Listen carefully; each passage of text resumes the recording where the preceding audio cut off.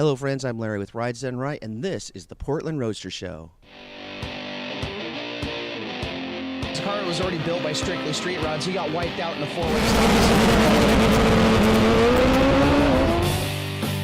You can have the most talented guy in there, but if he's not driving it, the rest of the crew is just back. Drives the truck, drives the car, flies the plane. Did you get paid 3 times? No. This show, top 5 in America.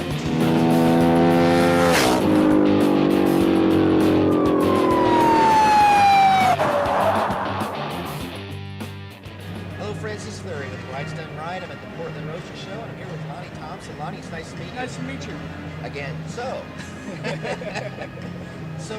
you own Carolina Kustoms. It's something that you've been an owner of for how long? We've been an owner of it since 2001. 2001. So you've been doing this for a while now.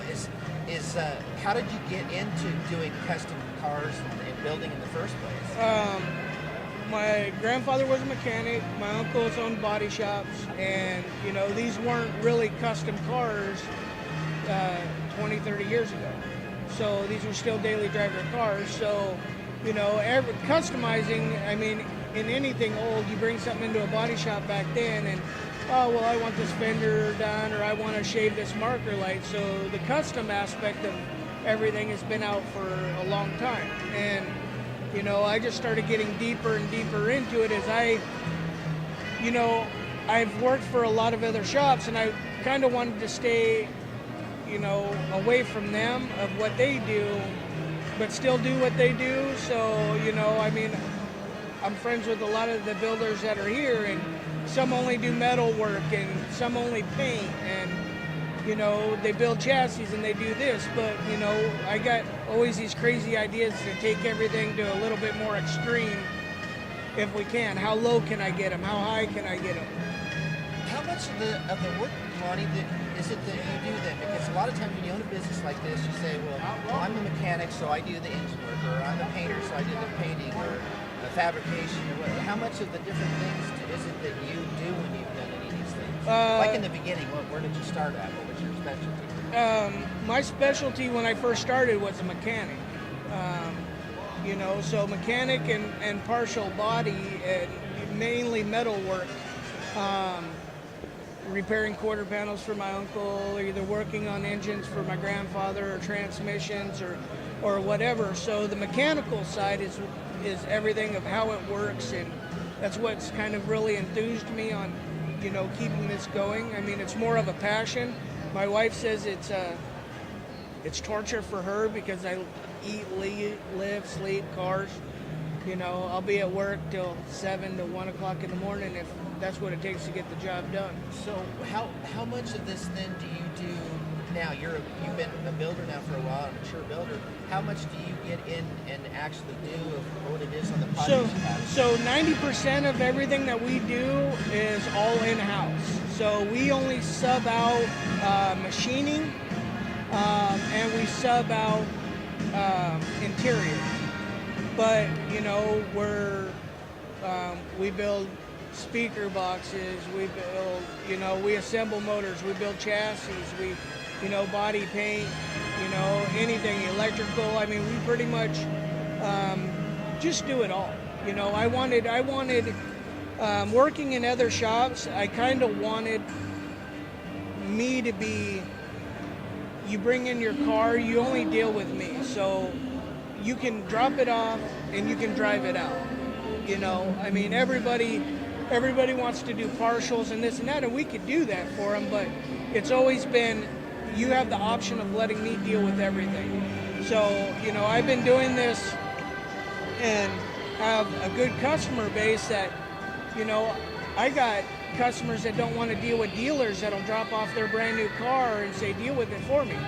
That's not something that I want to do every day, but well, that seems then that you must stay real busy then because that's a broad range of people who just have different things that they want you to work on all the way up to doing big customs. That means you're staying. Yeah, our shop is, we'll be moving into a newer building. Right now we're at 12,000 square feet.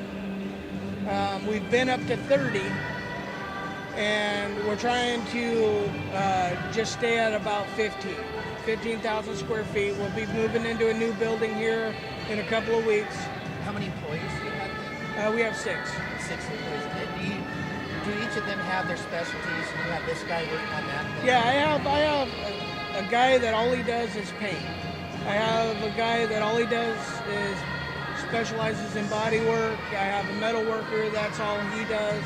And then mechanics, and then I have the guys that are helpers that are learning. And That's got to be kind of fun for you because they're at your disposal too. That means that when Lonnie comes up with a cool idea to do something, you can delegate and get things done. They usually don't like me coming up with new ideas, but they really kind of count on me because I've been in this for so long that I don't need an assembly book to put it back together. I just know where everything goes, and people come into the shop and they look around, and right now we're working on 60 cars. Half of them are in rotation and half of them are sitting to the side because of money, but if they come to me and go, what's this part for, or what this is, and the customers are like, how can you keep track of everything that you're doing? And as you get older, obviously you lose a little bit of,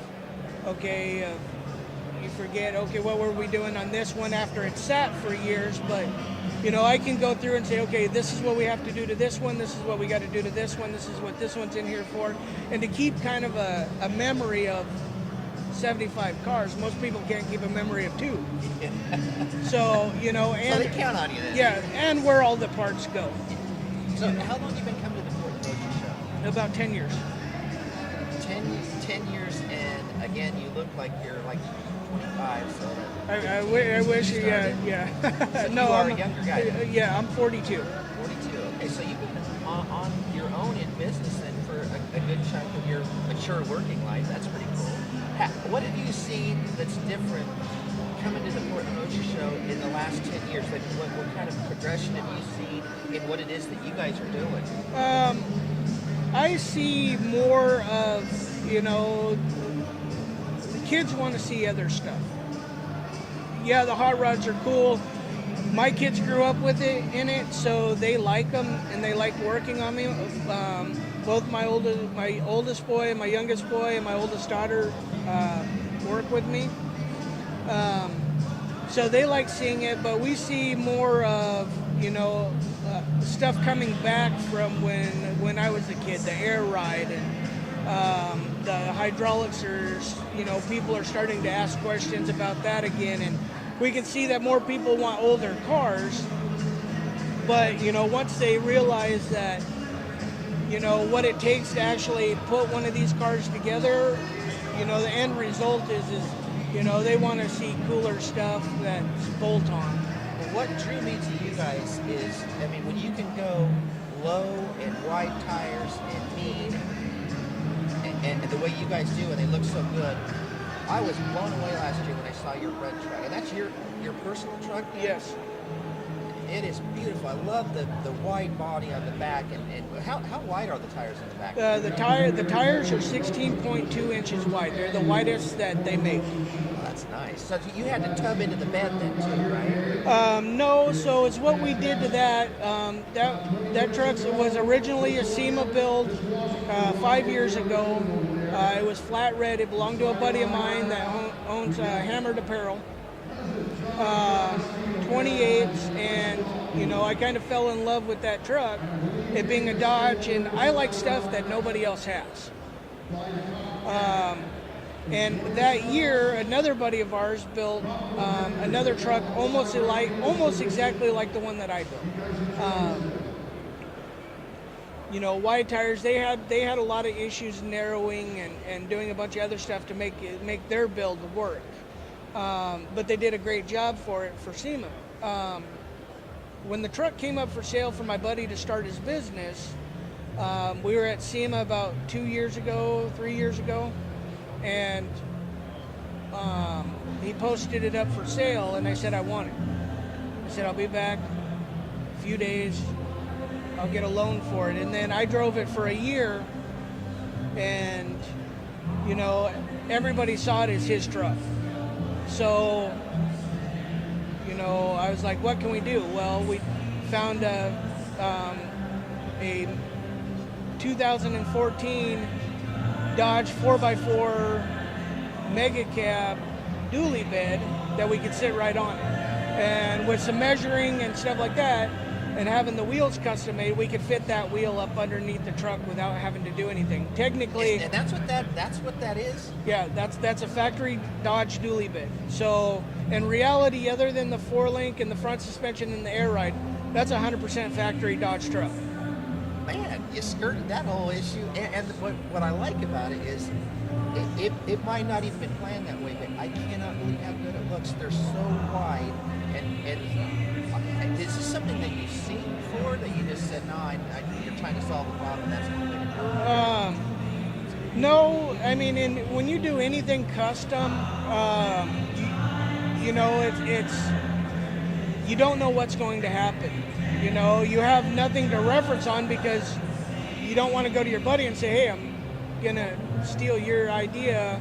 You know, I mean, I talked to the guys that built it a little bit, and they said they had this problem and that problem. So I figured the only way to cure the problem would be set the bed on there and see what we could do. And, you know, I built the bed off the truck and figured, oh, I'll just build wheels to it. Well, when we went to build the wheels, I technically found out that I left enough room for 3 more inches of wheel.